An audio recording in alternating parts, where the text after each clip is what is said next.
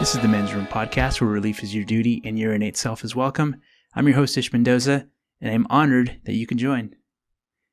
On this episode, we are going to be speaking with the podcast journeyman Jairo Medina and his podcast, The Pandemonium Podcast. We're going to be talking about his incredible weight loss journey, as well as hip-hop. We're going to be talking about our top 10 lists and talking sneakers, talking about his faith and how it shapes him.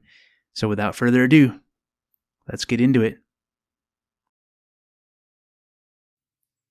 Jairo, do you go by anything else these days? No, just Jairo. Okay. Jairo. Yeah, just Jairo. Well, some people know me as Israel. Really? Yeah, Middle just name? because I know some people can't say Jairo. So, growing up in high school, Jairo was the most difficult. I heard Jairo, Jairo. Jairo is the one I hear the most. And so just so I know, like if I see that I know the person doesn't speak Spanish, I say my name is Israel. So if I ever hear Israel, I turn just because I'm like, So okay. what he means is for white people. Yeah, in other words, yes, for some white people, man. But believe it or not, in high school, I had a Mexican teacher who couldn't say Jairo for his life. Really? He could save his life. He couldn't. He would call me Jario. That was it, Jario. And I'm like, Jario, how do you get the I in? Like after, I'm like, I don't know. So I would just say, call me Jay. Jay is another one, or Israel. Okay. Yeah. So your official name is Jairo Israel Medina. Mm-hmm. Okay. I had the Mexican, the full You know, three names. I play this weird game with my wife because I in the same way, my name is Ismael. Okay. But the English pronunciation of that is Ishmael. Ishmael. Oh yeah. So I always try to dissect the super Mexican sounding or Spanish sounding names, and I was like, "What's the English equivalent? Do you know the English equivalent to your name?" Yeah, it's two of them. It's Jairus and Jairus. Okay. Yeah. Biblical name, right? Biblical. Yeah. Do you know what it means? And the enlightened one, or he who enlightens, or something like that. Ooh. Yeah. Okay. And I'm like, my parents got it wrong because I don't find that smart. But no, it's yeah. So I know that it's I believe it's he who enlightens or the enlightens or enlightened, something along the lines of that. Okay. Yeah. So I thought that was kind of cool. I was like, oh man, like a lot of pressure to live up to. yeah, for sure, man. I was like, ooh, because some of my conversations are not the smartest, man. But no, yeah, but you know what, like. Yeah, you know how back in the old biblical days, they would give you names according to your character, and then God would work in that way. Now, I'm not trying to brag or boast or say anything, but God chose the little quiet kid and made him a preacher, to speak truth, to not too much to enlighten, but to point to the one who can enlighten, which is Christ. I always thought about that too. I'm like, what if this is, this is, of course, I feel like everything's orchestrated by God. And I'm like, because I never try to take glory for anything because a lot of people don't believe this, but I'm actually shy. Actually, I'm shy, man. I just learned how to overcome it, and that's why I think it's funny that God took a shy, quiet kid and made him a talker when I couldn't do it. I couldn't get up and talk in front of people, man. Was that a fear? Because a lot of people have the fear of public speaking. Yeah, I was terrified. I remember one time I tried to get up as a kid to talk, and I froze. I literally just stood and I didn't look at people. I didn't say a single thing, and I walked off. just really, really, really shy. Do you consider yourself an introvert? So do you? I mean, so I that's kind of become a popular way to self-diagnose or whatever. Yeah, but. I fall in this weird thing because I think technically an introvert is someone that finds the most recharge or energy to be re-energized when they're by themselves, and then an extrovert finds that when they're surrounded by others. But it's interesting for me because I'm an outgoing person. Mm-hmm. I'm a very I'll see people. My wife always says you always run into somebody whatever. But I don't feel relaxed and recharged unless I'm by myself. So it's a weird dichotomy of two ways of thinking. How do you have something similar? My thing's 50-50. Yeah. Because I love people. Mm-hmm. I love talking to people. Same thing. Sometimes I go places and be like, hi, I'm like, oh, hey, what's up? And I really do love people, but I also love my personal time. Yeah. I love my time to really sit and regroup, don't talk. I'll go sometimes, especially I'll do this early in the morning. I'll shut my phone off and it's my time to sit there, to think, to pray, to think about the day, think about goals, think about the future, or simply just sometimes just sit there and quiet. No music, no nothing, just sit there and just relax because I feel like there's so much noise happening around that it's I need that stillness, and I notice that I feel very recharged.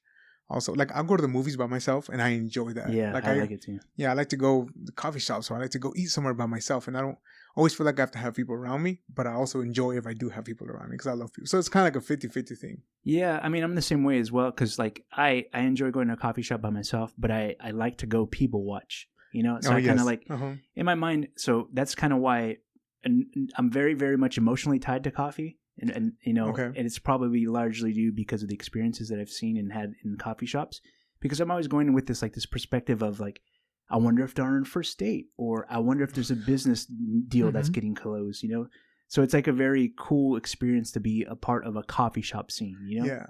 I always think about me too. I actually like to do that, to watch people. And my biggest thing is like, I wonder what they're dealing with. I wonder what's happening on that side. Like what are their thoughts like? What are they dealing with? Like, what's their, I don't know, like what does life have them at this moment? And I'm like, I wonder what journey they're on. And that's interesting, and I love that, yeah, it's a weird, I think that there's a story happening, behind the scene, and that's also like, I think in a large way why podcasting has been such a great, tremendous outlet, because it's just like a story being shared, a conversation happening, For sure. So speaking of podcasts, I know we got right into the swing of talking. That's the good thing about being talkers, is like you can have conversations continually. I want to take a step back, and I sent you some preloaded questions, but basically I want to know from your perspective who you are, like in a nutshell, like what are the elements of what makes you yourself. I know podcasting, the Pandemonium podcast, is a huge part of that, but yeah, I want to hear it straight from the horse's mouth, as they say. Well, first, man, thanks for having me on, man. Yeah. Like, I know I told you when you first reached out to me saying that you're going to do this, I was like, man, like I can't find anybody more fitting for someone to do this than you, man. Like, and I've told you a million times, and I'm not saying it's just because we're recording this, that, I've told you this for how proud of you I am, man, of what you're doing here. And I mean, I'm rooting for you all the way, man. It's just like, this is, really exciting to see what you're doing here. And I know this is just like the beginning stages, man. So I just want to really say I'm proud of you, bro. Thank Big you, time, man. I mean, we go way back, back in the, when, if someone calls me Chito, that we go way back. Oh, yeah. See, so. On my phone, you're Chito. Yeah. That's right, I don't know you. It's hard for me to call you Ishmael, because I know you as Chito. Yeah, it's always been my thing, And I respond to it all, so it's Well, again, bro, thanks so much for letting me be here, man. Yeah, my pleasure. Thanks for coming. So what makes me, man? I not to try to sound super spiritual, but really, man, it's God at the end of the day, man. Like that really. I've tried to let that be what defines me, is my walk with God. Now, have I always been perfect? I mean, that's I've failed. What? I know, right? Way too many times, man. And I feel like I've constantly fallen on my face. But at the end of the day, like, I'm so grateful that I still get invited to sit at the table and drink from a cup of grace that I did not deserve, man. So it's, I've tried to give room for God to make of me whatever he wants. And I'm like, lead my steps. And there's times where I've been rebellious and haven't gone that way. But at the end of the day, it really is God, man. And also my family. I'm really, really passionate about my family. Aside from the gift of Christ, I mean, that's the knowledge and understanding of who he is. My family is definitely, the greatest thing that's ever happened to me on this earth, So I definitely love my parents. I love my siblings. Matter of fact, my brother is my best friend. You were asking if you were asking who's your best friend, it definitely is my brother. I love that kid so much. And see what else, man. I mean, I love hip hop, man. You and I talked about that a lot, man. I love hip hop music, like big time, man. I love hip hop. I love music in general. I'm not the best, but I play drums. I've always been into. Actually, that's the reason why I like hip hop, because I've always been into rhythm. It's rhythm and beat. Yeah, I love rhythms, man. Like my ear always perks up whenever I hear drums. I'm like, ooh, like this is interesting. So I love hip hop. I mean, I love literature. I love obviously the Bible. I love Greek philosophy. Plato's one of my favorite thinkers of all time, and I think that what that guy is like, The Allegory of the Cave is one of my favorite books. I don't know if you ever read. I'm familiar with the title, but never read it. Okay, yeah, it's very interesting. So I'm just I don't know, man. Just into my God, my family, music, coffee. Obviously, I mean, I'm extremely caffeinated. I mean, this is my second cup of coffee, so I already told you what I drink, man. So I'm like really caffeinated. But just I would say that's what makes me. Maybe it sounds kind of boring, but I mean, it's God, my family. I mean, people, music, reading. That's the biggest thing, That's important because you're in this culture that's really based on like identities and figuring out the factors of, it's really it's really tough to get into the politics of like how people are viewing themselves, and they want to have other people view them as well. There's still these like innate ways in which that we are ourselves and the makeup, and that's the beautiful thing about like being surrounded in a world of people that are not like you, and so yeah, I mean, I'm always trying to find ways in which that there's community finding in the similarities, but there's also a really kind of beautiful way of finding things different than that. So you and I have talked kind of at length offline a lot about the movement in terms of like theology versus religion versus spirituality and all this stuff. I really want to get into that with you, but I want to first talk about like the antithesis of that, if you will, is how is it being, largely that's part of your identity. How is it being like, have you ever had the chance to interact at length with people that are maybe viewing in a different religion than you specifically, or are anti-religious, atheist or agnostic in such a way that they outwardly like try to like live their lives to like tear down churches or whatever, and if so, like how do you feel about those people that think differently than you? Yeah, it's funny that you asked that, man, because I actually enjoy having conversations with people who think differently than me more than with those who I agree with. More than sitting with my fellow Christians, which I enjoy those too, because you can go into some, especially if someone I know, they're like theologians, they're walking Bibles. Oh man, I just want to just pour into me, man. Like I have tons of questions, but I actually do enjoy. Yeah, I actually do enjoy the conversations with people who don't agree with me. I enjoy those more because you get to learn from them. And there's things I've actually learned about, even about my own faith, through conversations with them. And it's been but then also, aside from that, more just to see, the story of what's happening in their life, how they view life. And it's very interesting. And you learn to appreciate. Matter of fact, one of my best friends is actually, he's a Muslim. Mm-hmm. I've enjoyed, I'll ask conversations, bro, what is it like during Ramadan? What's, what are some of your practices? And matter of fact, I've even felt embarrassed at times because of how devoted he is to his prayer life. And me is just like, God, thank you so much for this, Lord. Man, I'll fall asleep mid-conversation sometimes, but how disciplined they are. And I'll be like, oh my goodness, like, that's, I can admire that. And it's like, okay, I need to get to that level of also, I mean, we claim to be Christians, but it's like, right, like, so it's been very enlightening. And I have a couple of friends who are flat out atheists. They completely have a disregard for who God is. And to me, it's like, that's cool. Like at the end of the day, also another thing is we may disagree fundamentally on practically everything, but you'll still be my friend at the end of the day. Like, like, ideologies doesn't mean you become my enemy. It doesn't. It's like, you're still a human being. You're still like, we can separate that at the end of the day, and you'll still be my brother. You'll still be a friend, even if we disagree fundamentally on everything. Yeah. I always try to welcome that. And like I said, I enjoy talking to people who don't agree with me. Yeah, it's a good trait to have in general, especially because, on the opposite side of the spectrum, I would love, I'd love to have a sit down conversation with someone who's a staunch, like, anti-religious person, because I just, number one, I'm very curious about what the upbringing is, because I always like to look in very, very broad strokes of a lot of the stuff, because I'm thinking like I had I had so much influence about who I am as a result of, my things that happened before I was even born. So you talked even about the namesake. But, aside from that, like someone gives into, coming up with a name or something for a child or someone, growing up, because they want to hopefully like have that person live up to the name or the title in that way.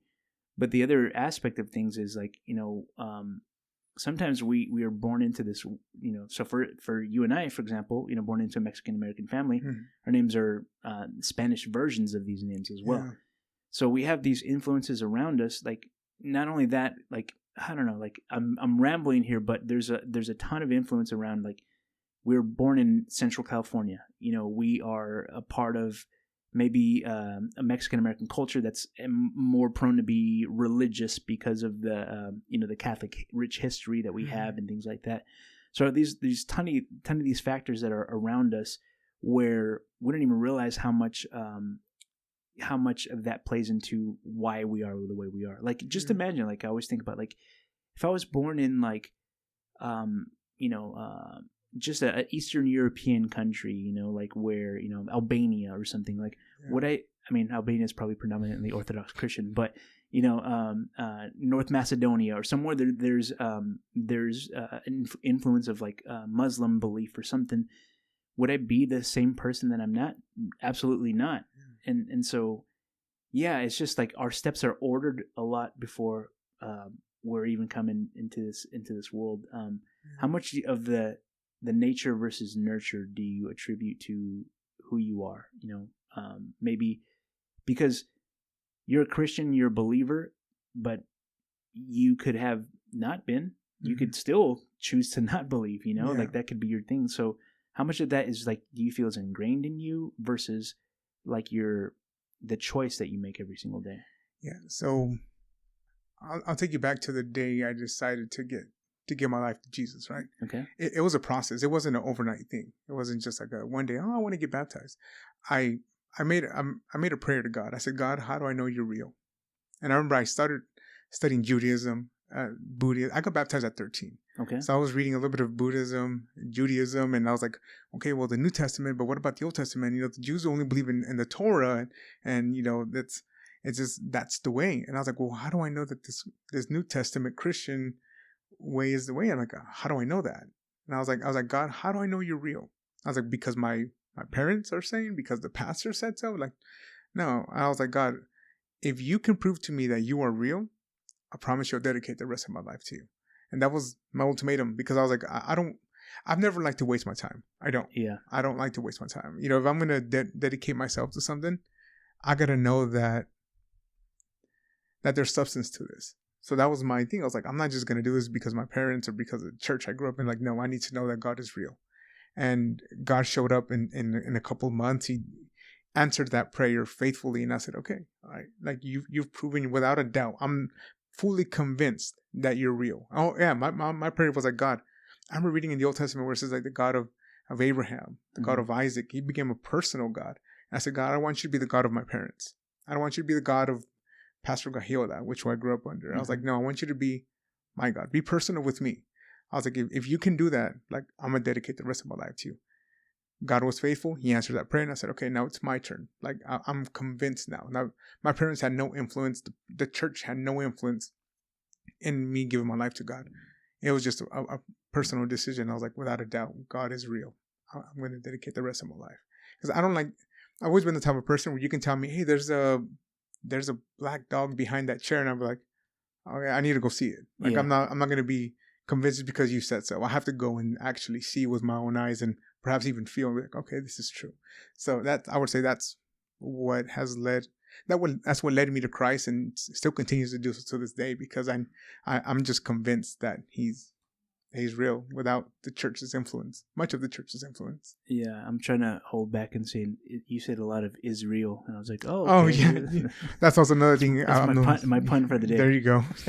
Which I'm going to hold back because I probably have like a million more that I think come up. We could do a whole episode on puns, man, because I love puns, man. Yeah, there's a lot of like that whole like the idea of being a doubting Thomas has been kind of one of those things. Oh, yes. Which I've never really held a grudge against the story of a doubting Thomas, because I'm the same way. I'm a very pragmatic person, and there's a lot of like tangible things that I need to see in order for me to believe. And it's also I think it's the most beautiful way that I've been able to like share my faith with others in the same way, because I'm like, hey, I'm coming from the same perspective. Like, yeah, I get it. Like there's this, there's this man in the sky that we pray from their perspective of that.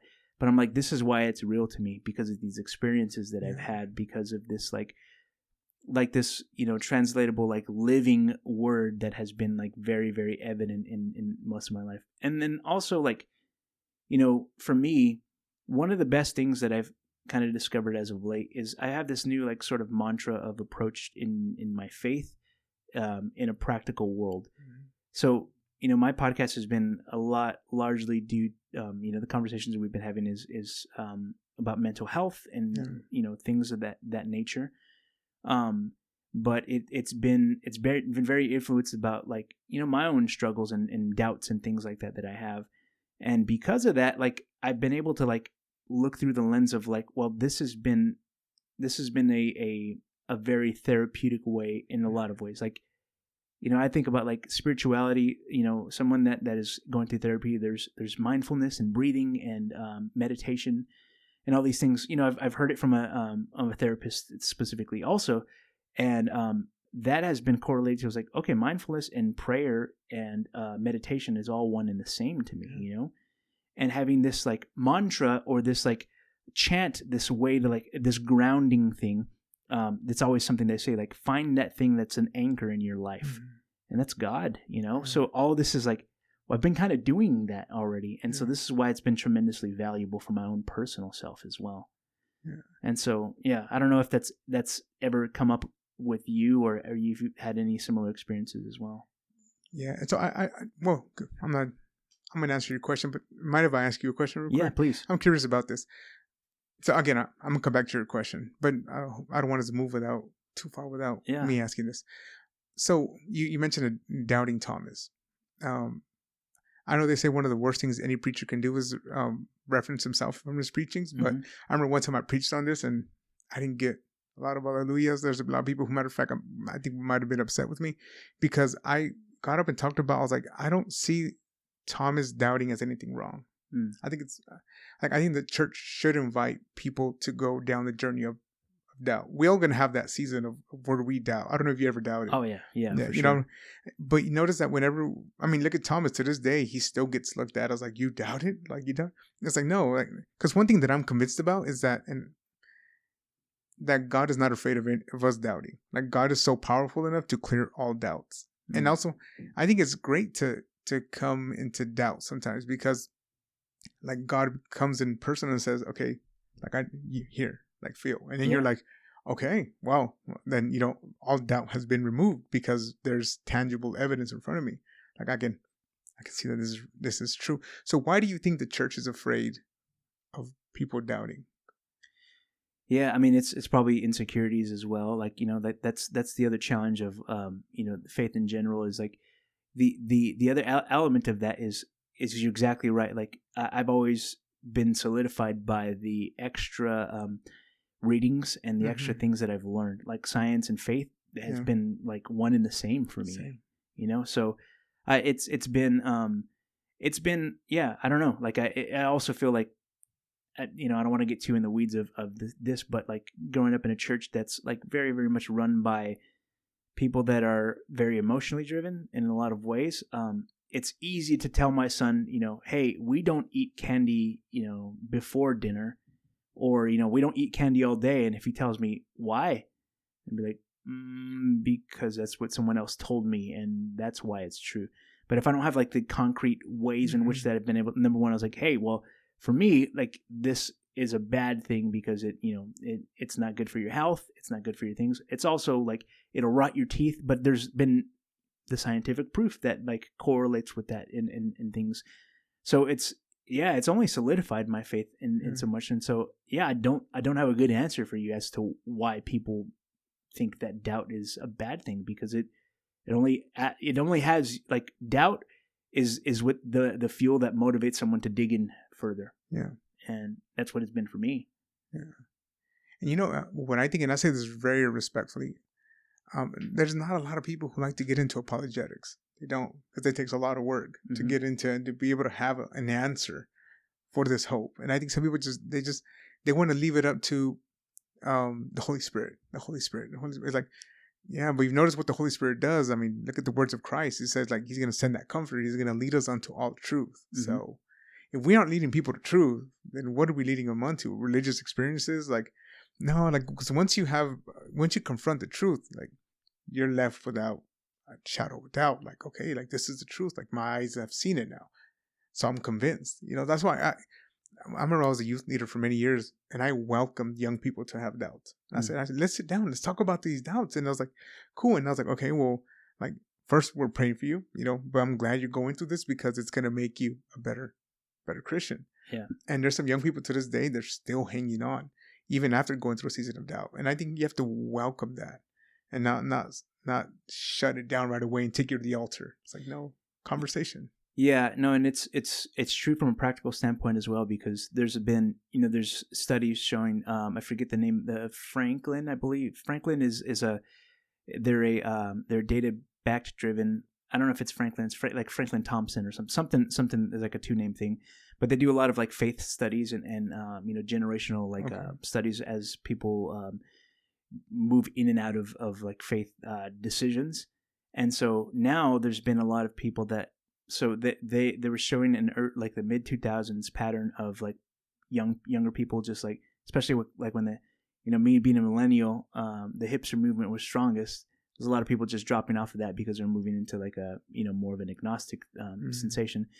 Now that like spirituality and all these things are like more prevalent, people are finding a lot of value in like old world or like more liturgical views in churches. And so we talked about this offline, but having this like foundation of tradition and all these things, because people's identities are like, they don't know who they are in a lot of ways. And so finding this like basis of things that, I said all that to say that, these studies have been kind of, all over the map in terms of like, how people are receiving faith and how they're responding to that as well. And so right now there's such a yearning for it. And I think that if we shy away from like people asking the questions about it, then they're just gonna, they're gonna find a solution in something else. Whether that is, the huge movement of like psychedelics and psilocybin and mushrooms and all these other things that people are finding because they're looking for a spiritual experience. And that's happening a lot. Yeah, like I know even in the church. I mean, there's like preachers that are like. My pastor was talking, him and I was talking, and he said that there's because I'm a part of, the Jesus Revolution movie that came out. Oh yes. So I'm a part of one of the churches that emerged from that. It's called the Vineyard Movement. And so, but there's some churches that it's it's a lot of, it's like based on a bunch of like hippies, so it was like, these, drug fueled hippies that like moved into this like spiritual world.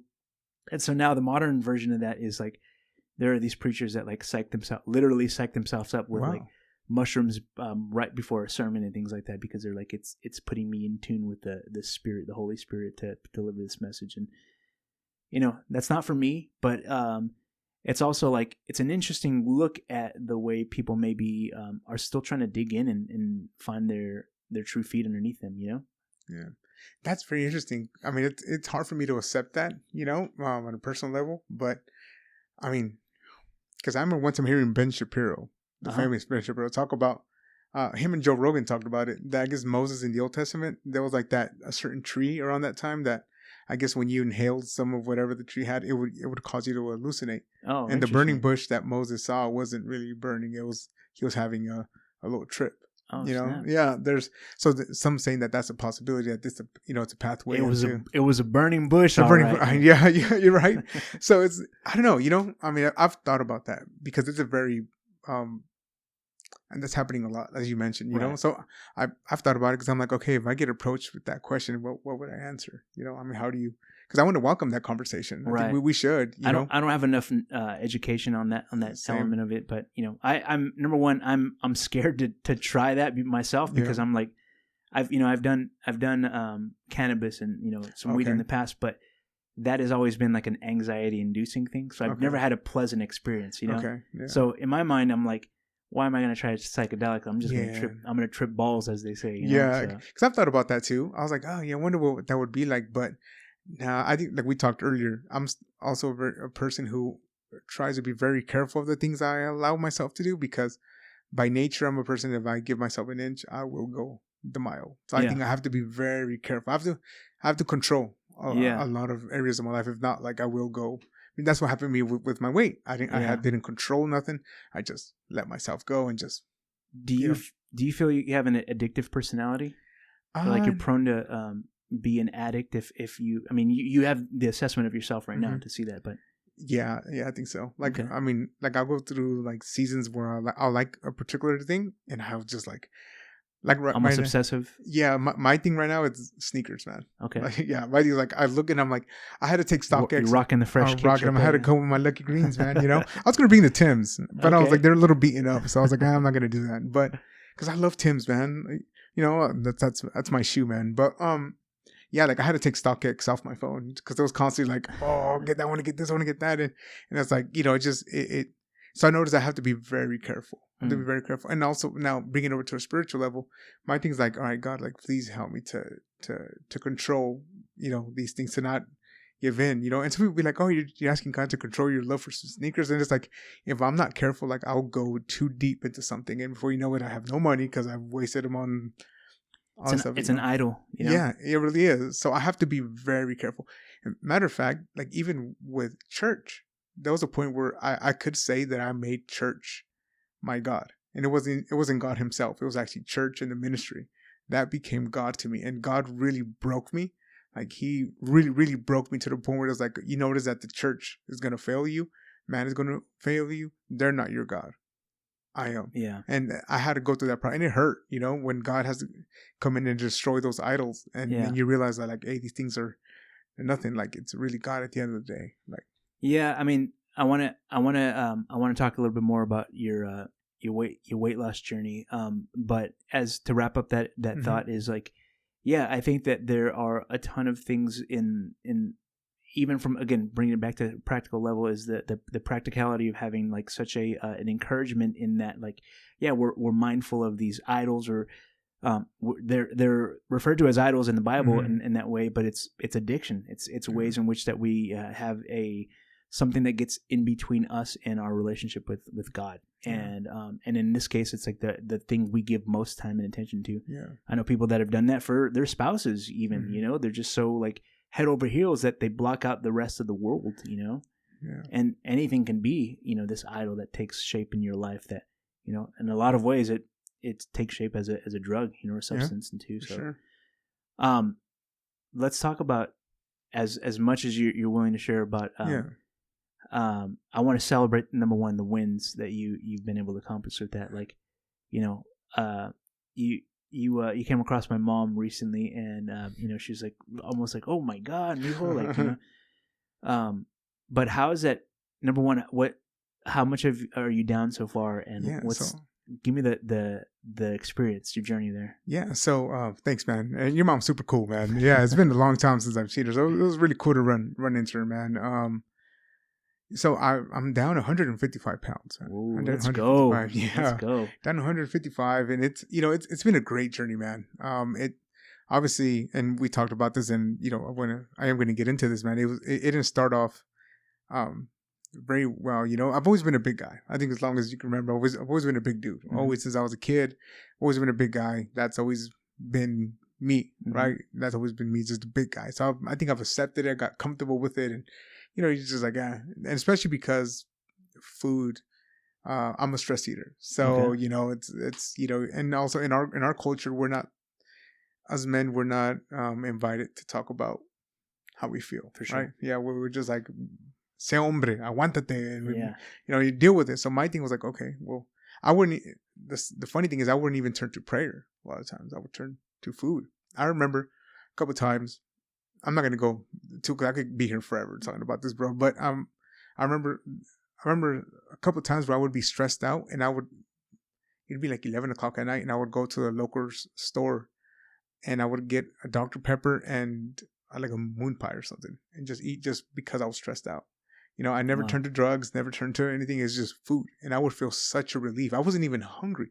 It was just a need to just wanting to just feel good, you know, and I would turn to food. And that's always been my thing. And until, well, matter of fact, I know we've talked about this, my dad back in 2020 ended up getting COVID, and he almost passed away, you know, and it was a very difficult time for us as a family. And I noticed that around that time that I needed to change, because I remember I had already ate dinner. I was sitting there on my phone, and I had the big Skippy peanut butter. It's like that big jar. Yeah. And I was going to town, and my stomach was full. My stomach was telling me stop, but I was just eating because I was so stressed out of what we were dealing with as a family. Wow. So and I was like, and on myself, I was like, yo, what am I doing? I was like, I'm stress eating. I said, hey, I need to start doing something. I didn't. I kept continued down that path. I continued to just eat whatever I wanted. And up until around this time, October of last year, I started to feel just very, very just, I felt out of it. I had like really bad insomnia. I didn't sleep for 3 nights, man. Not a single minute, 3 days, just no sleep whatsoever. Having to work and having to, take care of dad and everything. And I was like, something's wrong with my body. I need to go get checked. I went and got checked, man. And, got some blood work done. And they ended up telling me that I was a type 2 diabetic. Wow. And I mean, that scared me because I was like, oh my gosh. And I thought type 2 was the type 1 where you needed to be insulin dependent now. Mm-hmm. And I was terrified. I'm like, I don't want to do this. Like, how could I allow myself to get here? And then I got taken back to a conversation in my time of prayer with God. And I remember I just felt this really deep that I needed to take care of my body. Because as everything that God allows in our life, it's borrowed. And one day I'm going to give count for this body that he has let me borrow. Mm-hmm. And if I'm not a good steward of it, one day I'm going to have to give account for it. And I remember just in prayer feeling God say, like, look, Jairo, if you get sick one day over something that you can control, because we could control what we eat. Right. That's where free will kicks in. Yeah. Right? We can say we have, free will to just eat whatever we want and make wise choices. And I was like, look, if you get sick one day over something you can control, you can't come to me and say, God, why did you allow this? Because in turn I will tell you, well, what did you eat? Even after that, I still continued eating whatever I wanted, and they led me to the point of getting sick, and then just going and being told I was a type 2 diabetic, and it scared me. It scared me into weight loss, and I was like, all right, I need to take my health back. I don't want to be on medication. Like I started doing research, and I was like, okay, well, what causes inflammation? What causes glucose to be high? I was like, all right, these are the foods that do that. I'm not going to eat that anymore. So I just went cold turkey and just started a weight loss. And then now here I am.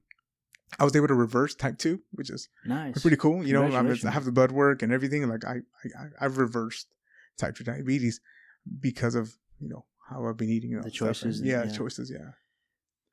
Man, I'm really proud of you. Number Thanks, one, man. First and foremost, because I mean it's evident. You just seen, if anybody that's known you for more than 10 years, more than at this point, more than 5 years, if you haven't seen you in a while, it's like a completely different shift. I'm going to ask you a question that's probably most people ask you is how did you do it? Is there anything specifically that you did or? Yeah, so intermittent fasting for sure. Okay. So I still do it to this day. I eat 2 meals a day. So intermittent, because that allowed me to control. Because again, it's all in my life. I have to control. Yeah. Especially in my areas of weakness, like it was food, and it's like, all right, intermittent fasting is the best thing for me because I get to control when I eat and what I eat. And like I said, I just saw the foods that are really like I cut out a lot of processed stuff. Okay. A lot of everything that's processed. Not a single thing. If it didn't come from the earth, didn't come from an animal, I wasn't going to eat it. No more synthetic and none of that stuff. No more moon pies. And no Dr. Pepper? More. Oh man! And also, I'm a sucker for ginger ale. That's my thing, man. I love ice. So around this, before I got sick, man, I would drink, no lie, 3 to 4 ginger ales a day. Yeah, like cans. And also because they were sugar free. And I was like, oh, they're sugar free, so I would just down them, man.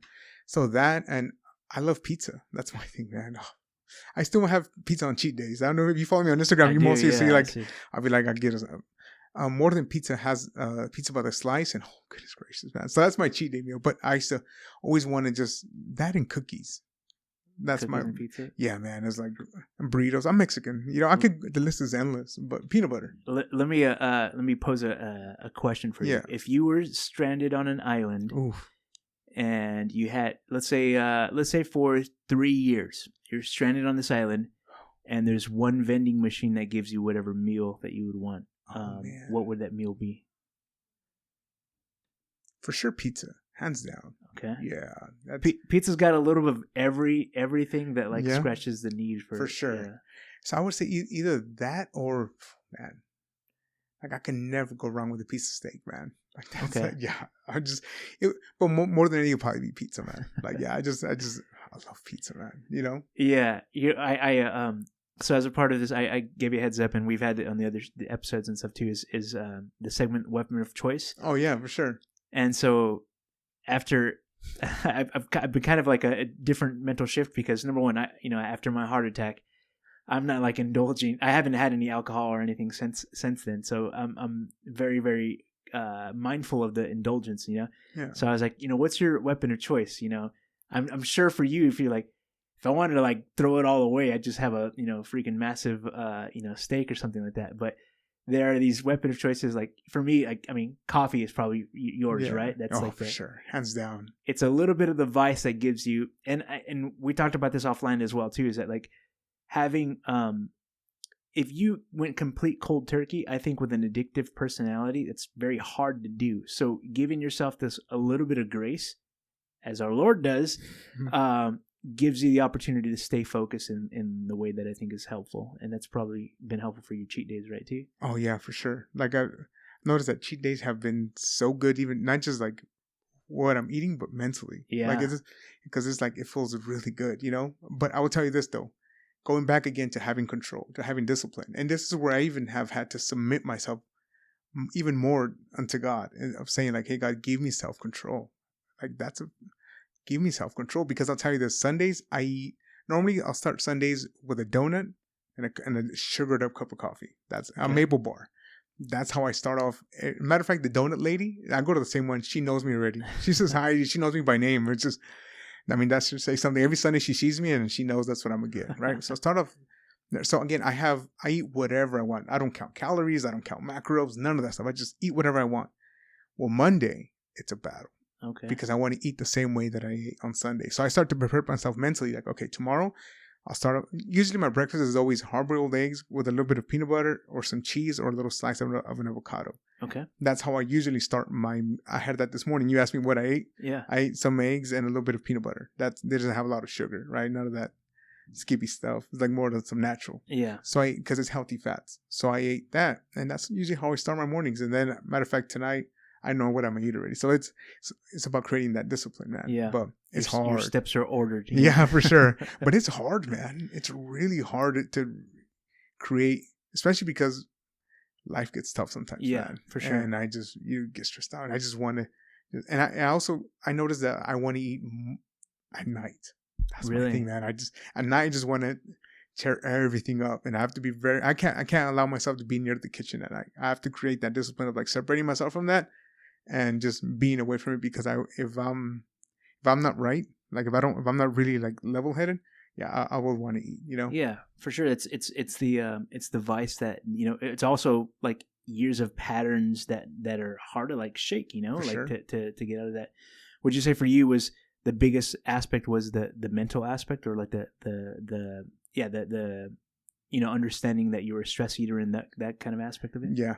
Yeah, that's because I never thought in a million years that's what it was. I thought it was Right. just like I'm just a big guy, that's Yeah. it, but no, it's like there's something like I have to control up here. Yeah. Like I have to be really strong-willed to be able to say no to the things that I want to say. Yeah. Which is again what Christ calls us to do, to deny ourselves. Right. Like, and that's so again there's a lot of spiritual that's good. The good points to also this. be able to distinguish that, Yeah. or identify that as well. For sure. Yeah. Okay, so realizing your tendencies was a huge one, Mm-hmm. and then diet, would you say is probably one of the more important ones that you've been able For to sure. do? That's everything. Because I will say this, the majority of the weight loss, because I just started going to the gym maybe 3 months ago. Okay, The majority of 100 plus that I've lost has no gym, no workout. it's just the eating. diet. Yeah, because you can eat really clean, or you can eat really clean and you'll lose weight. But I mean, if you eat dirty and you go to the gym, you're not going to see any results. Right. Like Some people go to the gym only so they can eat whatever they want. Yeah. So again, the majority of all this weight loss has been just me saying no to the things that I want and being really disciplined with what I eat. And this has been the result. Okay.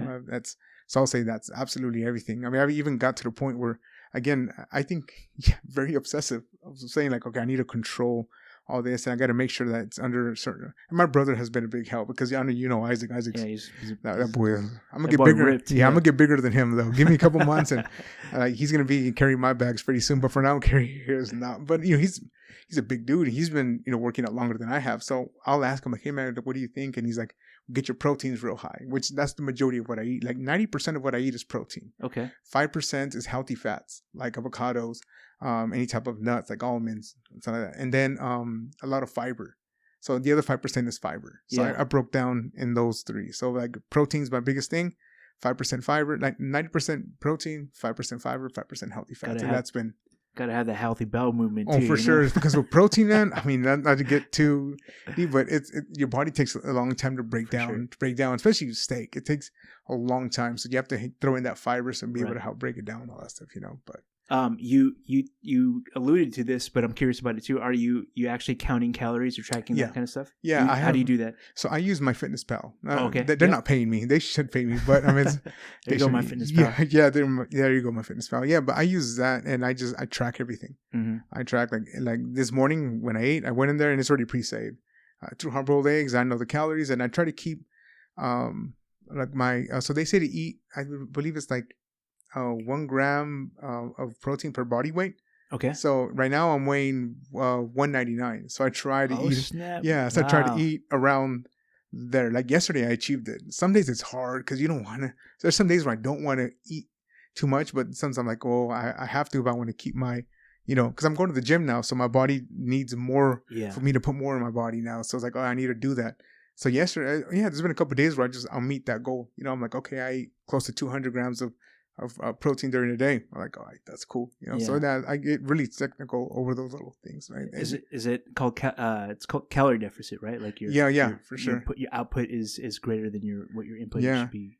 So matter of fact, like when I first started losing weight, again around this time last year, man, I was eating 1,300 calories a day. That's very little. Like that's especially given like. You have to track your profile too, right? Your height versus weight and all this stuff too. So it's kind of like you should be at this level, or So I was in a huge like calorie deficit because they were saying because of my age, because of my height, and all that stuff, like I should be eating close to 2,000 calories a day. I was way underneath that, So I was like, I need. And then I started building up. Right now I'm close to 2,000 calories, but they're good calories. Clean calories. I don't eat how I used to, But yeah, that's how it started. 1,300, then 1,400, 500, up to now. Yeah, I mean it's inspiring, especially like I'm asking you all these questions right now because I'm kind of I'm in my own health journey, as you know. I've shared my heart attack recently. So for me, there's a specific heart healthy diet that I've been likened to, and so since October 4th when I had my heart attack. To now I am down 34 pounds. Oh, wow. Okay. So in less than a month I was at the 30-pound mark. Wow. But that's also just, it's all eating because for me, like the physical activity, I wasn't even cleared to like start walking, extensively until 2 weeks after. Okay. I've only been doing at this point only light weights and walking still, oh, wow. So my exercise hasn't been a part of the weight loss. And so I ask it because people, obviously mine's not as drastic as yours, but it's the diet, the discipline is a huge part of anybody's, and I ask it, not only for myself, inspiration, but I'm sure there's others that are equally as inspired. I want to ask you, I got a controversial question to ask you about that. So remind me about that. But let's go.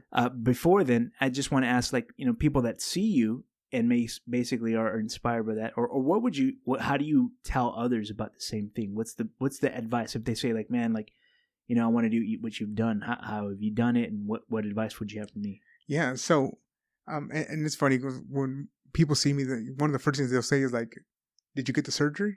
That's one of the first things that people ask. And no shade to those who've gotten it. I mean, it's not everybody can go down this path, because it's not easy. I mean, there was some days where I just wanted to just, give in on stuff. So it's not easy, and no shade to those who get surgery. But yeah, one of the first things people say is like, did you get the surgery? And I'm like, no, I didn't do it. I disciplined myself. And they're like, well, what did you do? And I'll say, okay, well, I I never got into detail because I try to keep some aspects of my life very personal. Sure, yeah. Very, I'm a very private person. I keep a lot of things. So even me saying that I went through type 2 diabetes is the first time thank you for sharing that people are going to know that I went through this, but it was like, so I'll just say, okay, I won't go into details, but I'll say, look, I'll look at foods that I know that cause inflammation, because the majority of all diseases, if everything has a root in inflammation, and the only thing that causes inflammation is food. So I said, okay, and I'll be like, I'll look at the foods that cause inflammation. I'll say, I'm going to cut all this out. And I'm just going to see what doesn't cause inflammation. And that's what I'm going to eat. And I was like, so you definitely would have to do your research. Because I used to have gout. Okay. And that was painful. I would get it in my knee. Really, really painful. I got another pun for you. I'm going to call you Gouting Thomas. There we go. It's going to be endless puns, man. Endless puns, man. That's you are the pun king. I will say that, man. You are definitely the pun king. They call me the pun-isher. For sure. Hey. Big Pun. Big Pun was a dope lyricist, man. I will say that. We're going to talk about hip hop. I know. Absolutely. Big Pun was something else, man. But yeah, so I'll tell people like, look, just look at the foods that get people sick and don't need that anymore. And create some sort of discipline. And I always tell people, don't go cold turkey. Don't do what I did. Yeah. Don't go cold turkey, because you will fail. I'll tell people, baby steps. I remember I have a friend named Jonathan. He still makes fun of me to this day because once upon a time I went vegan. Okay. Yeah, I did it just because I was like, let's just see what it's like. Right? Being vegan is the fad right now. Well, let me see, what does that look like? But I didn't go cold turkey. I broke it down. I cut off processed foods. This was years ago. Cut off processed foods. Then I cut out meat. Then I became a pescatarian, where I just ate nothing but fish and vegetables and the rest. Then I cut that out. And then I became a vegetarian. And then I became a vegan. And I was able to hold that probably for like 5 to 6 months. And I tried it. And, I didn't lose any weight. But, I mean, I felt good because I wasn't eating foods. I didn't, so yeah, my biggest advice is tell people like, don't go cold turkey, because most likely you are going to fail. Build up to it. I was like, start small, like maybe cut out soda. Like that's it, that's the biggest thing. And as Mexicans, we love our soda, una coca. Yeah. Especially the Coke from Mexico. Have you ever had one from Mexico? Yeah, for sure. I don't know what bottle? I don't know what they put in their head. That's I was born in Mexico. I was born in Guadalajara. Okay. I'm like 100% Mexicano. I'm like 100% Mexican. Every time we go back, man, well, I haven't gone back since like 2021 I went. But man, getting a Coca-Cola with a bread, pan bimbo over there, man, it's a game changer. So the gancitos, they're different in Mexico. They definitely taste better in Mexico than we have bimbo and gansos right here too. Yeah, they just. Have you ever had a mazapan? Yeah. The mazapans don't taste the same. I've never had one from Mexico. No? I mean, I've had just the mazapans from here. Oh man! As a matter of fact, there's I think Fulton Street in downtown does a mazapan latte. Yeah, I haven't tried it yet. Is it good? It's pretty good. It's if you don't like mazapan, it would shock you. But it's got like it's got some of the. It also like it's hard to like. Those are two like flavors that I don't know. Like you have to dilute it very, very good in the espresso. Maybe have a couple of them. But it's mostly like coffee with a little bit of the like the peanut buttery. Gotcha. I definitely got to try because I heard that they have that. I just never gone down there, but I definitely got to do it on cheat day. Yeah. So go back to kind of your question, because I will deviate because I'm also, you gave me coffee, bro. I'm like really hyper, man. I'm trying to keep calm. This isn't calm hideout right now. I'm trying to be calm, but I'm super hyper. But yeah, man, I would say just baby steps. And then like I'll tell people, like, matter of fact, there's a young man that reached out to me on Instagram, and he was saying like, hey bro, like, how did you do it? And I'll say, and I'm like, look bro, like, well, what is your plan? And they'll be like, I want to lose X amount of pounds. I'm like, okay, you'll get there, but baby steps, bro. Like, and create discipline, like now intermittent fasting, to me, it's not a diet thing. It's like, it's part of my life. Like that's how my body responds better. And it's like, all right, that just works. That's what works for me. And that's how I tell people, find the way that's going to work for you and stick to that and be disciplined and just go for it. So that's my biggest thing. Yeah. Thank you for that. I mean, I think it's tremendously inspiring for others. Did you have initial goals that you wanted to set as well, and like milestones and hurdles, or are you just kind of going as they come now? The biggest thing is it wasn't even like losing weight, even though I know I needed to lose weight. My biggest thing was I'm not going to be a type 2 diabetic. Okay. I'm not. Good. I'm gonna get control of my health. Yeah. I need to do it for my health. Like I don't care. Oh, sorry. I don't care what how I look and all that stuff. Like I need to be healthy because I have dreams, bro. I have ambitions. There's things I want to do. Like I have, my beautiful nieces and nephews. Like I want to grow up. I want to see them. Like they're my world. I think, I love those kids so much. I love my family. It's like I want to see them grow, and I want to be able to play with them. I want to be able to do things with them. Like, and I won't be able to do that if I'm not healthy. I was like, I have dreams and ambitions. I have these things I want to do. I need to be healthy to be able to do that. So my biggest thing was like, just get healthy, and the rest will follow. So that was my biggest thing. Yeah, it's I'm right there with you right now, especially me having gone through this. This now I have heart failure is my diagnosis after a while because of the trauma that my heart went through in the heart attack.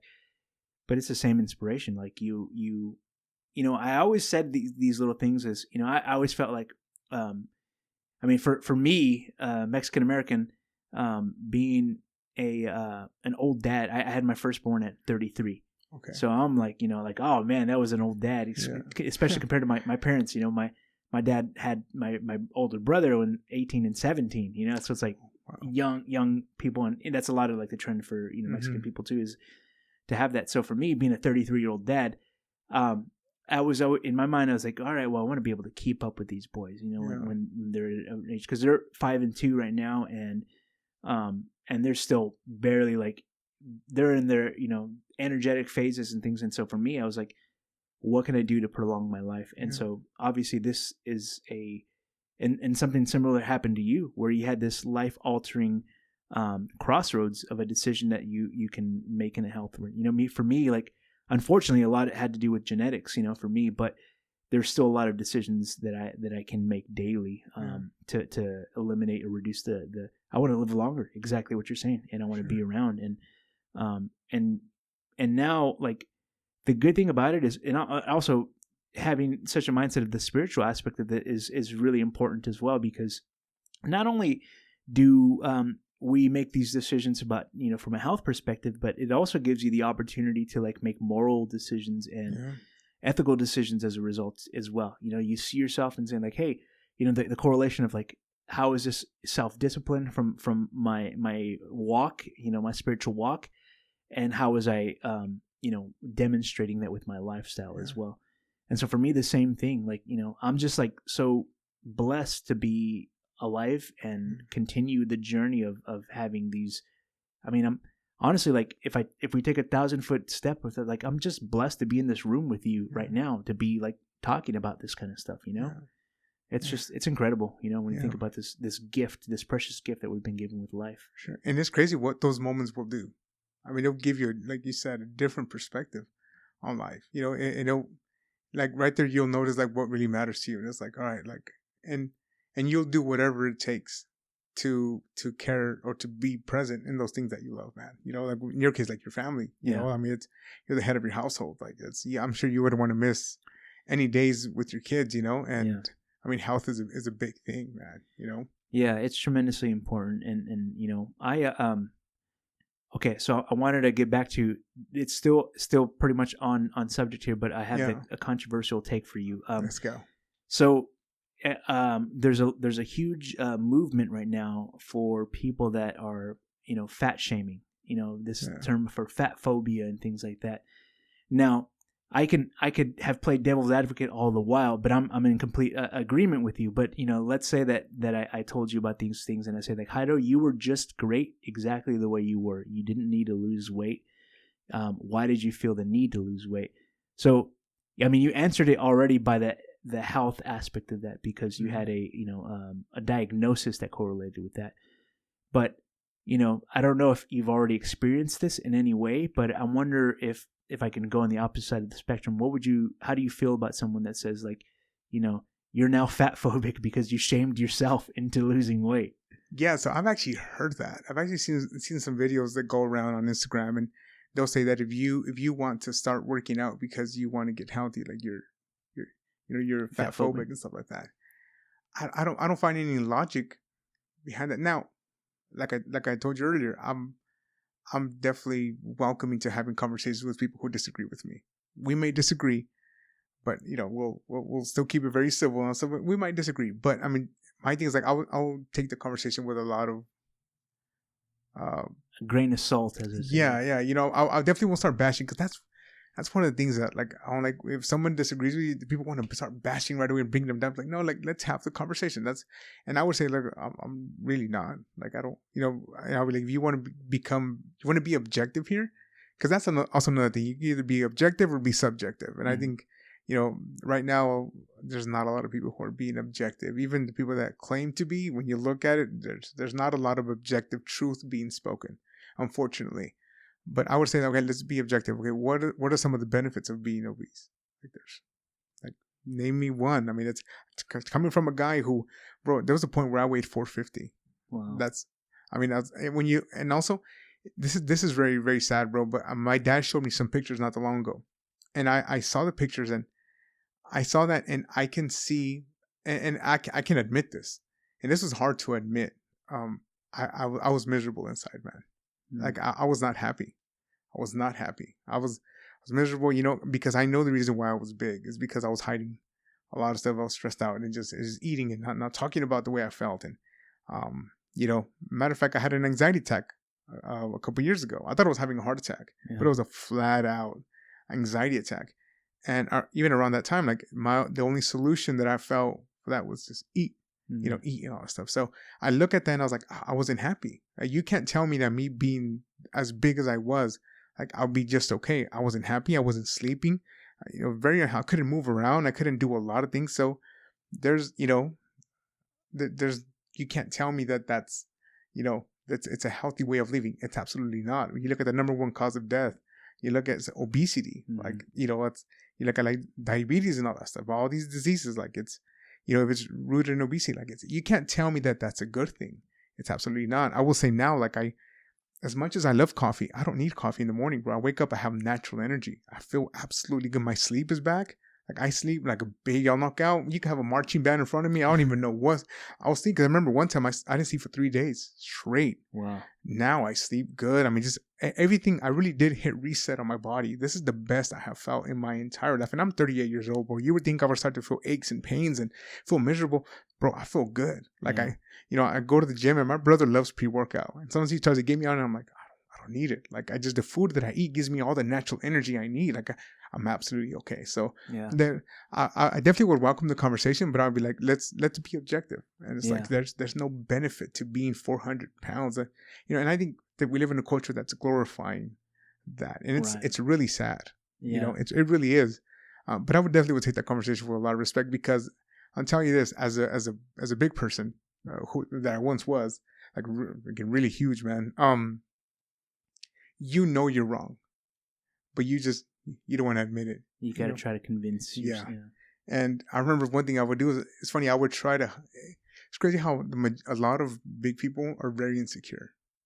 I remember makes no sense.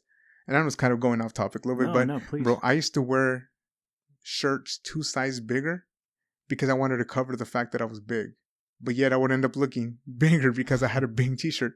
So that's things like that you trying to cover up, like, so there's more things happening inside. And I think that's also the cause of a lot of obesity. You know, my things again, stress again. You know, it's not knowing how to handle conversations, and, you know, so you just turn to food. And that's my vice. It's food. Yeah. Well, there you have it, everybody. Haido hates fat people. There I do. That's it. Cancel me. That's it. No, I mean, I 100% agree with you, and it's a more of a I think the bigger thing here is, you know, the way in which people you know, it's a justification of your shortcomings, you know, and in a lot of ways sometimes it's good, because you know, sometimes it's good to say, like, hey, you know, I have this thing that I'm struggling with. I want to be transparent about that. But the idea is, it should say, like, hey, I struggle with this, so you should accept me, and I should be accepted for all this thing that I consider a flaw or a fault, you know? And that's kind of it's an unhealthy mindset to have, and it's one that's kind of very, very evident a lot these days. Is, you know, I've got this bad thing about me, but, you know, I'm good. Love me anyway. Yeah. And, you know, I want to say this last thing, bro, if I can, because I know, please, I'll keep going forever, bro. But So remember how I was telling you about my Muslim friend? Yeah. The one thing that I've always respected about him is how disciplined he is in his practices with his faith. When you look at the Christian faith, we're called to have a life of discipline. Mm-hmm. And it's like, why are we not heeding to that? And I say this with a lot of respect. And again, this is where I probably am going to get canceled, But when we have preachers, I'll get up and it will tell people, you need to live a life of discipline. But they're weighing 450 pounds and, have sicknesses. And it's like, how are we going to preach about something that we ourselves don't practice?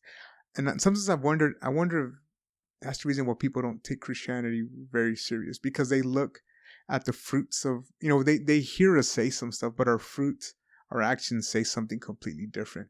Because when you look, we come from the Christian background, we see how beautiful this walk is, the amount of peace that comes with it. A peace that surpasses all understanding, that guards our hearts and our mind in Christ Jesus. It's such a beautiful thing, but it's, are we really living out like our walk the way that we should be? I think people probably see us, they're like, well, they're not as disciplined. They're not really living it out. I think about that constantly. Yeah, no, you're right. It reminds me of, I saw an Instagram reel recently where it's like this image of it's like a chili dog and like fries and all these things, and they're like smothering cheese on it. Oh yeah. And it said, this is what the pastor that tells me it's bad to drink is eating. Oh yeah. And yeah. I'm like, it's the irony of that, but it's also like, yeah, it's exactly that. They say like, hey, it's wrong to do this thing, but I'm gonna go ahead and do this other sin that I, Yeah. And sorry, go ahead. No, the biggest thing that people that turns them away from faith entirely is other people. Yeah. And that's especially when it's someone that is on a position of leadership or ministry. For sure. Especially when you look like gluttony. How many times in church have we ever heard someone speak against gluttony? Yeah. If anything, we've been like, right, church is over, we're all going to have a meal now, right? Potlucks, right? The church potlucks. And the Mexican diet is... turn up, yeah. Yeah, the Mexican diet tastes really well. I still love burritos. I can tear up a burrito like it's nobody's business, but it's not healthy. I think that's why a lot of, people in the Mexican community are sick, because of how bad we eat. Of course, sometimes it's genetics, as mentioned, but for the most part, it's really our diet. It's not good, not healthy at all. We don't do ourselves any favors by adding to that. Yeah. So again, I think if Christians, we took our life more serious and really became disciplined, like we would really make more of an impact. We think now in this climate, we think that now like we have to be very loud, right, in order to get people's attention. No, just live out this faith, and people will notice. We're called to be a light, and I think our deeds definitely speak louder than our words. And right now with social media, we all have something to say. Everybody has a voice. Everybody has a platform now, and but really the biggest platform is, that's why I believe Christ says, for us to love our neighbors, we love ourselves. That's how people are going to know that we're really called, because of the way that we live our life. And so I think there's a lot of we have to examine ourselves. And that's one thing I try to do on a weekly basis. Like I sit down and be like, all right, well, how's my walk? How's my patience? How's this? Where am I lacking? To be like, Lord, here's this weakness. Submit it to you. Help me to be more like you. Yeah, for sure. Do I always get it right? No, but I again, I always go back to that of like, God, I submit my life unto you. Lead me, and do the best that we could. Yeah.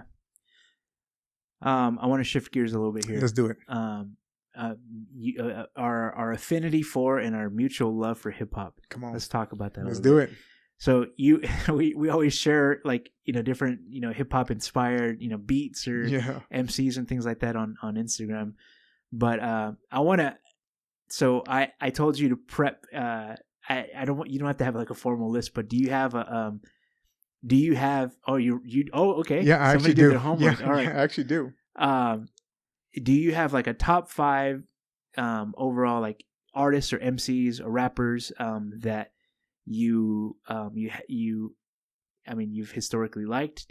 I want to hear your top list here. Okay, so I do have a list. Let's do it. I know you had mentioned a top 10, but because of the let's do top 10. The rebellious person I am, I actually had 11. Okay, let's do top 11. But it was hard for me to do this because it's hard for me to choose who are my favorite MCs. Matter of fact, I do have one artist in here that's not an MC. Just his music is phenomenal. So this is, See, but then also this list gets very difficult because it depends on my life where I'm at the moment. Somebody will take number one, but right now it's Let's go at reverse order. So okay. Start from the. Okay, so it would be number 11 is actually gonna be Action Bronson. Okay. Yeah, the homie Action Bronson. Yes, I think his New Balance shoes are actually. Have you seen them? I have. Yeah, he did he feature on his show F is Delicious? Oh yeah, and then I know he. Have you ever watched Full Size Run? No. On Complex. Okay, yeah, he's a constant guest. Like he was a guest on there twice already. Okay, and also I think did he come on the Complex podcast? Again, I love sneakers. Probably, yeah. Yeah, so it's like I saw him when he released his shoes, and those baklavas. I want them, but I look at StockX prices, and I'm like, not that much. But yeah, definitely Action Bronson. Okay. I'd say MF Doom. MF Doom, yeah. Yep, it's the villain, man. Yeah. He's that guy. Sucks that he passed away, man. Yeah. The guy was such his beat selections were always great. I mean, just anything that guy did, MF Doom was dope, man. You know what's crazy is that so I the old school hip hop. I think MF Doom is 90s into 2000s stuff, but he I was always a passive fan of MF Doom, and so recently my 12-year-old and 13-year-old niece and nephew, they were like playing an MF Doom song. I was like, wow. What do you guys know about MF Doom? They're like, no, it's really like, so he's kind of a resurgent right now with younger generation. So yeah, that's crazy. That's Metal awesome. Face Doom. Mm-hmm. That's awesome, man. So MF Doom's another one. I know he's not a rapper, but he's a producer, DJ Premier. Okay. His drums are okay. So I also have Just Blaze. Okay. Yeah. So to me, Just Blaze and DJ Premier, their drums have always. As a matter of fact, Just Blaze says that he thinks as a drummer. Whenever you hear his songs, they sound like it's actually someone playing like drums. So he thinks as a drummer. We actually did the drum track for Jay-Z's "Show Me What You Got." Have you ever heard that track? Okay, yeah, yeah. He's got like a drummer solo on there. It's crazy. It's nuts. It's literally like but yeah, Just Blaze always had, and I think some of the modern producers are actually like very much inspired by them. Kanye would talk about DJ Premier's like explosive drums is what they hits. Yeah, I remember the first time I ever heard anything about DJ Premier was actually with when Limp Bizkit and Method Man did And Together Now. Yeah, and I remember I was like, who is this guy? And then what caught me was not so much Method Man or even Fred Durst, but just the beat. And I was like, who is this guy? And then I discovered who he was, Gangstar. Yeah. Like to this day, Mass Appeal is one of my favorite songs. Like that beat is just, again, anything DJ Premier does, I didn't know DJ Premier produced that. Oh, you don't know that? No. Yeah. Have you ever watched Digging the Greats? Yeah. Okay. Yeah. So he actually breaks down how DJ Premier came up with that. Oh, it's just I gotta check that phenomenal, out. Man. DJ Premier and Just Blaze they're on that list. I know they're not MCs, but they're definitely on the list.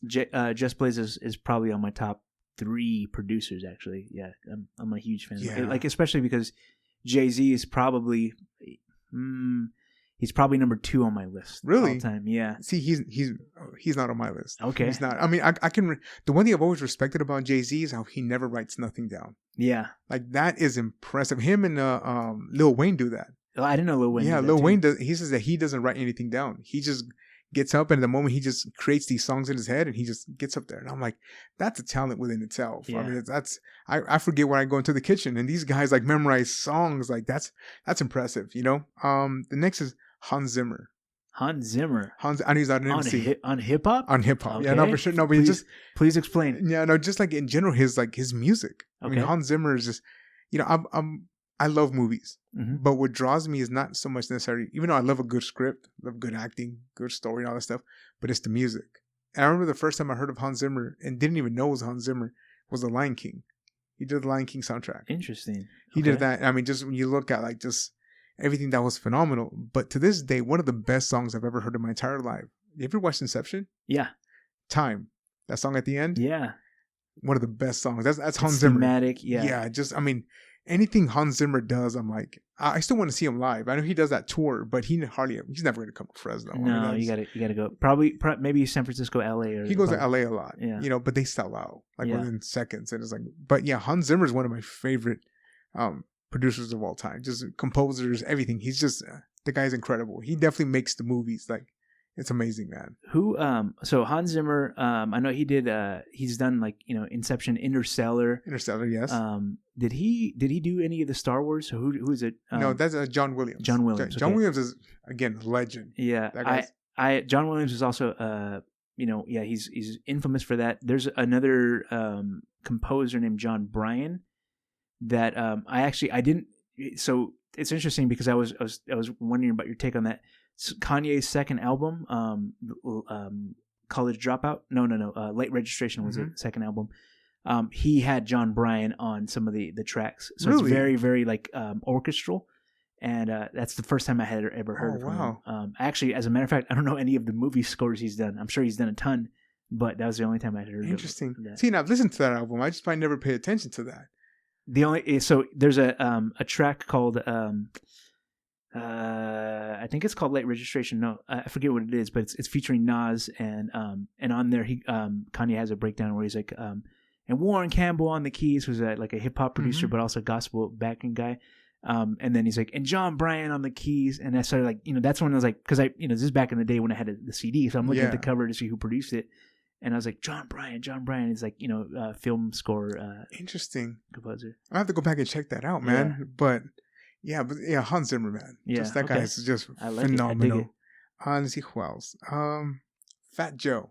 Okay. I've always been a big fan. I remember the first time as a kid I heard Flojo, and I was hooked, And then also because he was a big dude, and I was like, oh, he looks cool, like the big guy, So I remember hearing Lean Back. Remember when What's Love, like Fat Joe had his, and also what he discovered, Big Pun. We talked about him, Big Pun. He was just phenomenal. So I've always been a big fan of Fat Joe. I don't think he gets a lot of credit. He's known as a big sneakerhead. I mean, the guy has sneakers like super crazy. Matter of fact, I got his Air Force Ones. Oh, really? Yeah, I had to get them. Because being a Fat Joe fan, I was like, I just, I can respect this man, and I got the shoes not too long ago, and I was like, he's also a Latino, right? Yeah, I believe he's Dominican. Dominican, yeah. So I mean, it's Big Pun too, Latino. Yeah, so I definitely respect Fat Joe. I know he's not on a lot of people's top 10, but Fat Joe's definitely on my top 10. I can respect it. Also, another one, Biggie.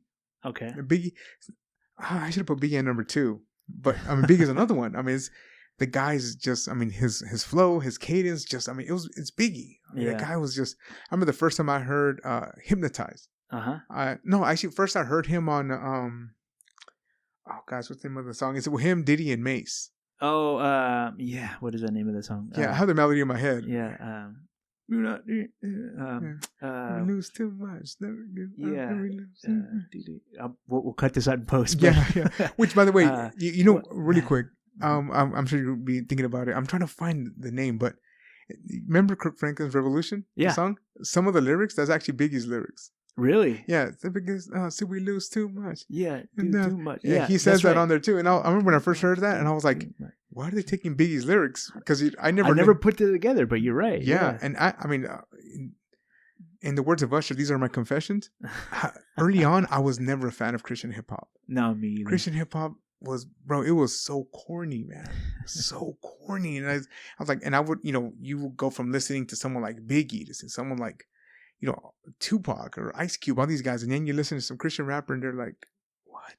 Corny. What is this? Yeah, like super corny. So I remember hearing Revolution, and I was like, yo, why are they taking Biggie's lyrics? Like, this is weird, like, it's like, I thought it was whack. Yeah. But the song stood the test of time. It's pretty, it's Kirk Franklin, Yeah. But yeah, so Biggie's another one. I know it's funny because every time I listen to him now, I think of what he said, not all the time, but you said that he sounds too white for you. Play-Doh.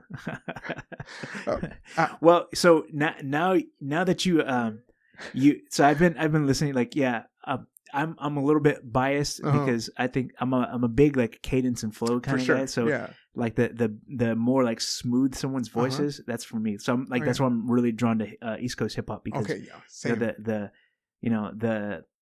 there's been some instrumental. I'm a fan of Eminem, but more for his lyricism. I think that's always been. And then also like I dig his freestyle capabilities. He's a battle rapper like none other. For sure. But Play-Doh, actually, I never put it together. Like I always thought Play-Doh of the Play School. Oh yeah. Little clay. Yeah. But I was like, Okay, well, he's got Plato because it's a play on the words of the actual philosopher Plato. So I know his reasoning for choosing the name Plato was it was both the philosopher and also because his life is like dough in the potter's hand.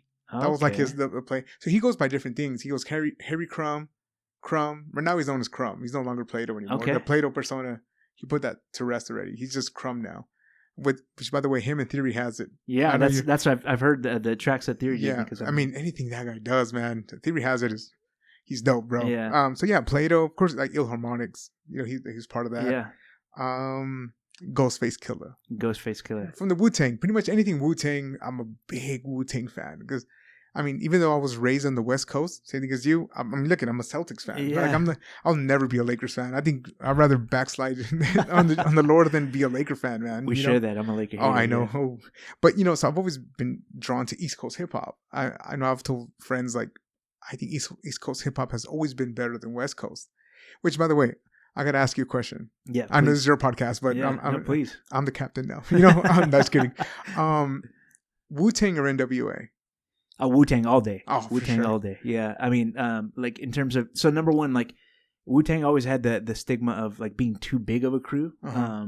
Even like I'm watching the Wu-Tang series on Hulu. Oh yeah. And so like they even talked about that too. Is like like who's a part of the actual crew. Like there's this episode that I'm watching right now. Is that like I think it's, I don't know if it's Killer Ace or who the other person that they brought on the tour with, and they're like saying oh, he's not a part of the crew, so we're not going to pay him like he's a part of the crew, Oh, yeah. And their crew is like thick, so like they had a, but also like if you go, like if you do the research, they had, Capadonna is a part of their original crew, but like he's not even like a part of the first, people that were on the first albums and stuff too, but like, so they consider like the crew is just so huge, I also like that they all did their own thing individually. For sure. So that's how they kind of stood out, is because, the Method Mans and Ghostface Killers of the world, ODB was like, he was like a very marketable too. So it was everybody had their like voice as an individual rapper too, For sure.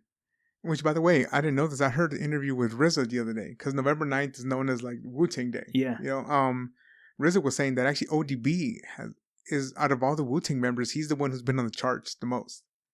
I believe that because he had kind of like a collaborative poppy kind of music. For sure. I remember hearing ODB on the radio, like him with Mariah Carey. Yeah. That song, that's a really popular song.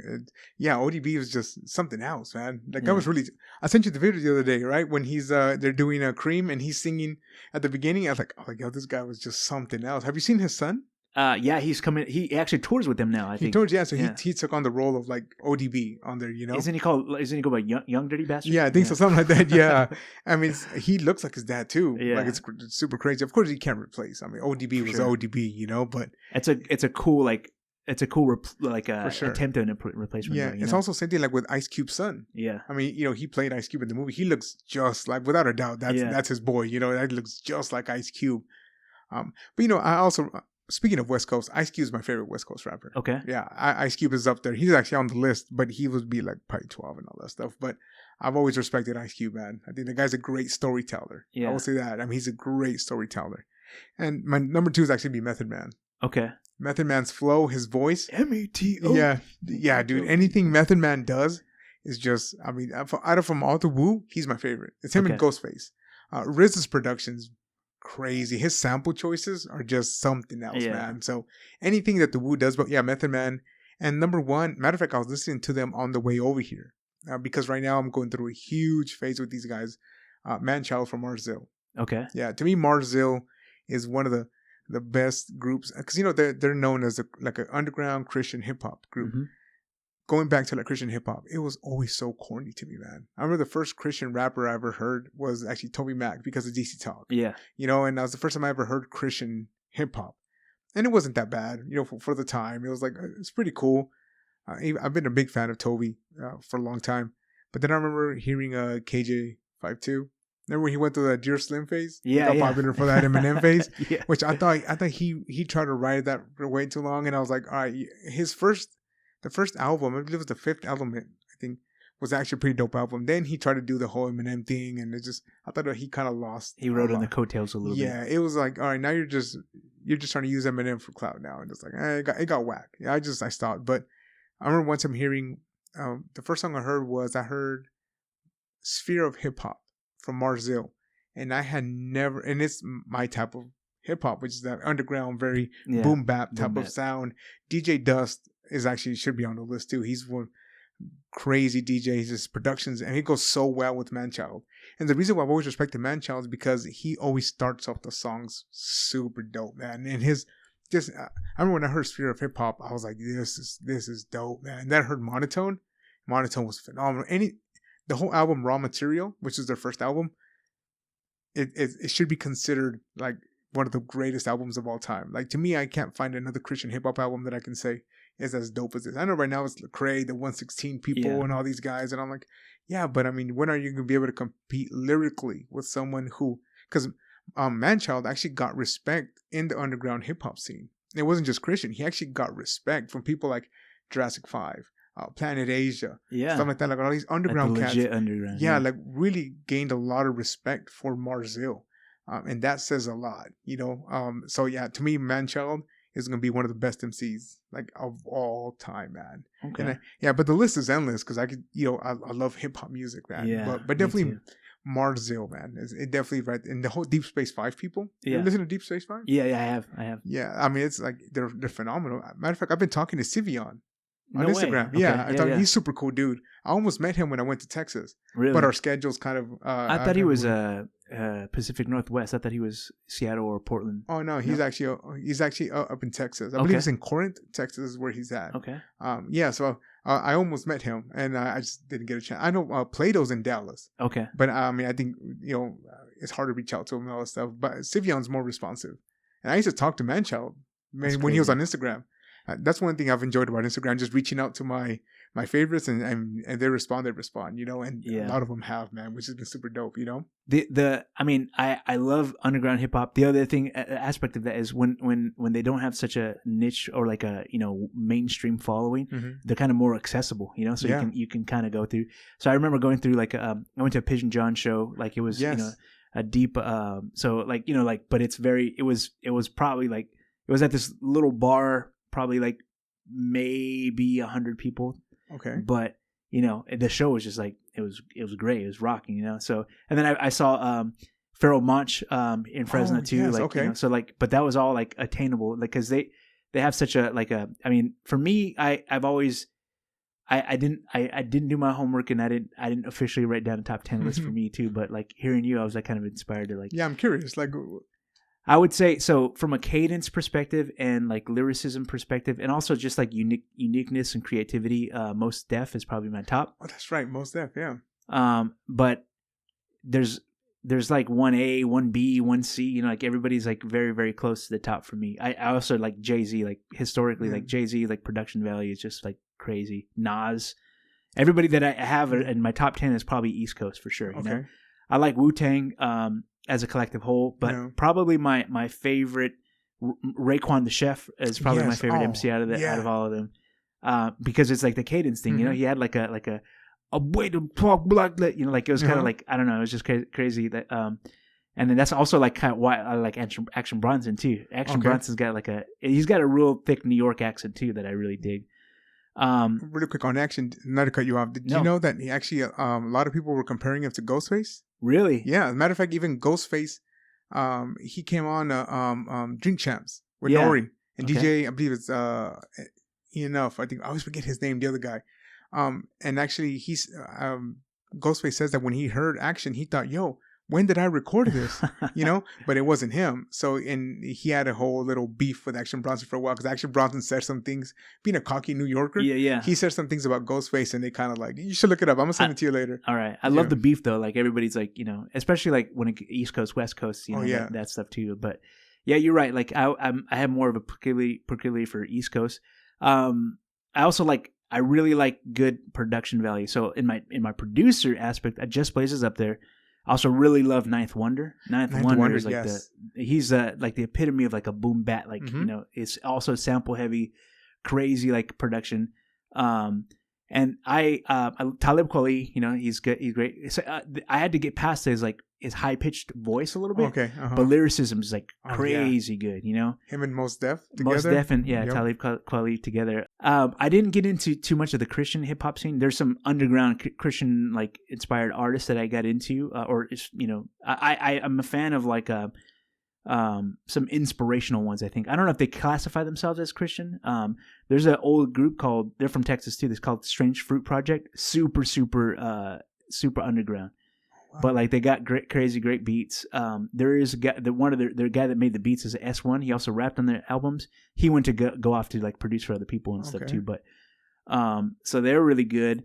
Honestly, like I didn't get into a lot of the other rappers as much as I did with that had it not been for Kanye. So Kanye has always been like, and I also appreciate his musicianship, the producer aspect of things too. I actually, ironically, only really love his old stuff, though. Like his. I was going to ask you about that.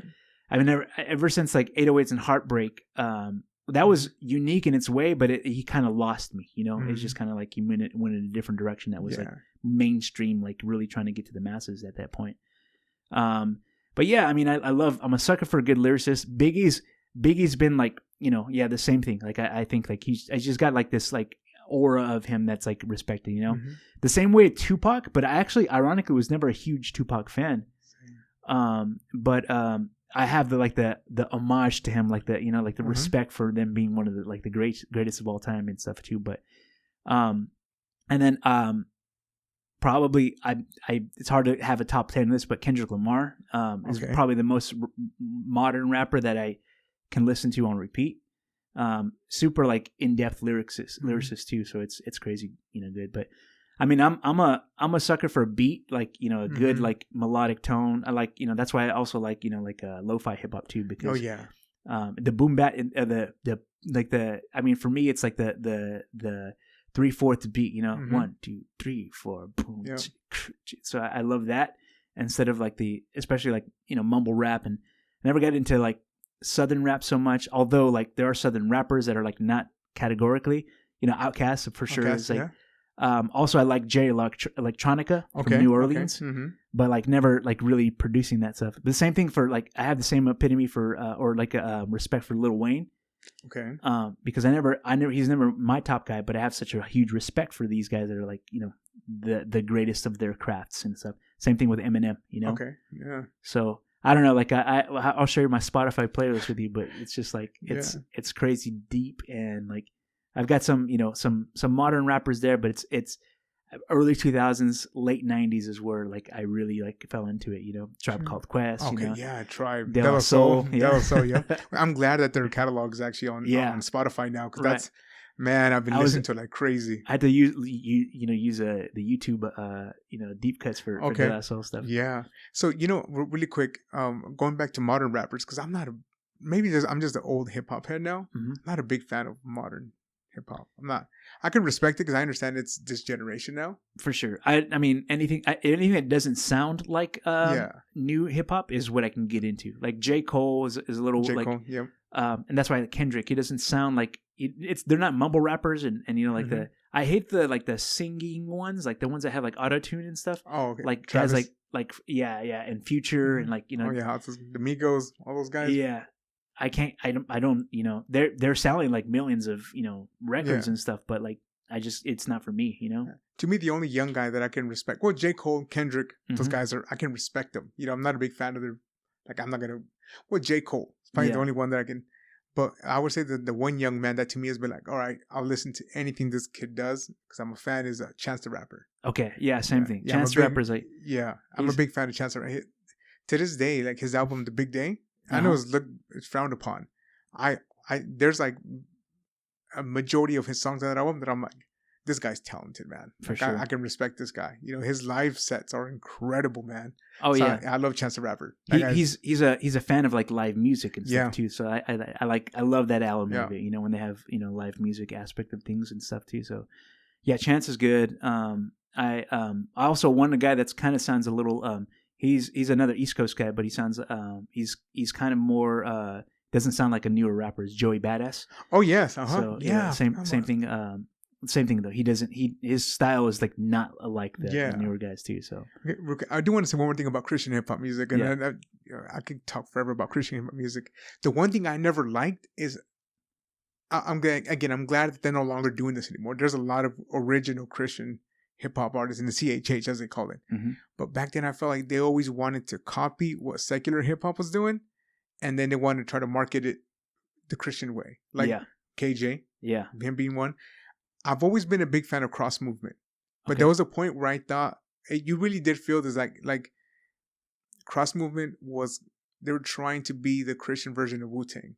In a way, yeah. They were trying, like, some even in the lyrics, they would reference Wu-Tang and so forth. And it's like, like, they were amazing. Like, Ambassador is one of my favorite MCs as well. I think Ambassador was crazy. Still is super dope at this day. His preachings are something else too. The guy can preach like it's nobody's business, man. I'm a big fan of Ambassador. But I always felt like they always tried to copy. That's why I respected original Christian artists like Marcel. Sure. John Rubin was another one.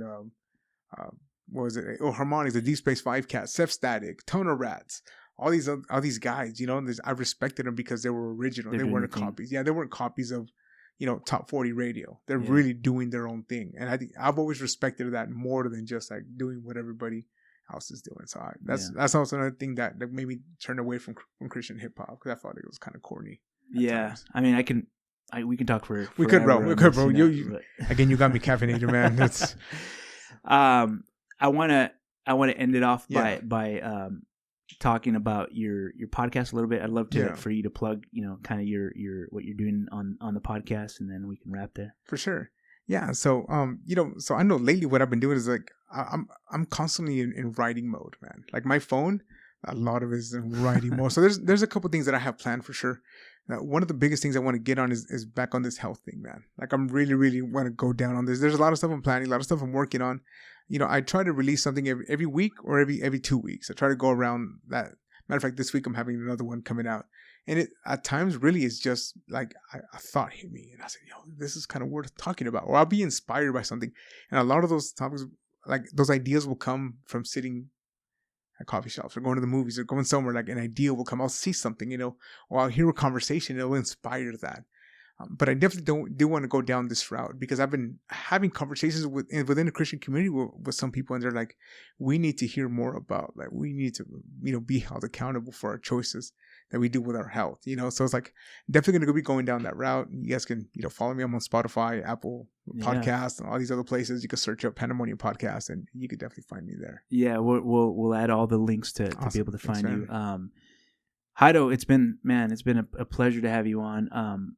Is there anything else you want to plug, or anything else that you have top of mind that we? Yeah, so I have to do this, man. I just want to give a shout out to my brother, and his family, man. I know, I know it's not plugging anything. I just want to give props to my brother, because this kid is amazing, man. Like, I know it's not plugging nothing. Also, just shout out to him, man, because that's my dude right there, man. Like, it's again, it's not plugging nothing. You should plug something. It is not, but I just want to give props to my bro, man. Well, let's plug his business. Let's plug his business. Yeah. So he has an appliance. Well, it's not really an appliance business. It's the AC business, the heating business, and all that stuff. So yeah, if you have anything here in Fresno, you can definitely contact him or contact me, and we'll definitely put you in contact with him. But I'll put the links. Enoch's Heating and Air, right? There we go. Yeah, for sure. Man, it's been a pleasure. You're the podcast guru, and it's been I love having you on.